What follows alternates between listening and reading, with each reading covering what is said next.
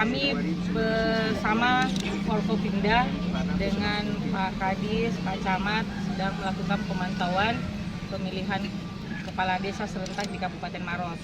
Alhamdulillah hari ini kami untuk titik pertama bersamaan di Desa Simbang untuk melakukan pemantauan bersama. Setelah itu kami akan berpencar untuk masing-masing menentukan titik di mana kami akan melakukan pemantauan.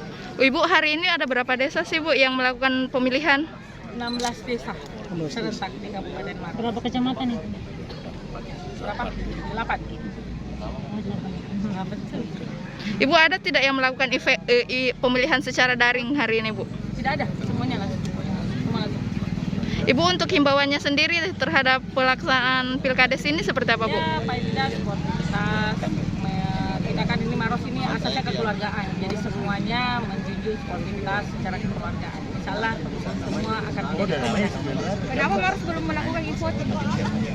Belum diinstruksikan. Belum ada ininya. Belum. Pagi ini situasi aman terkendali, pelaksanaan pilkades di 7 kecamatan 16 desa. Kami mengerahkan 572 personil gabungan, baik itu dari TNI, dalam hal ini Kodim 1412 Maros, dan Polres Maros, serta dari pemerintah daerah.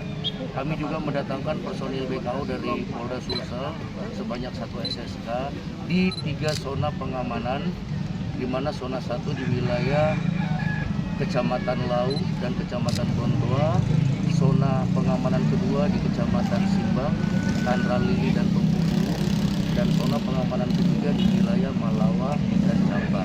Alhamdulillah kondisi masih terkendali sampai saat ini. Mohon doanya semoga kami semua bersama-sama bisa mengelola sampai dengan nanti selesai pasca hasil pemungutan suara.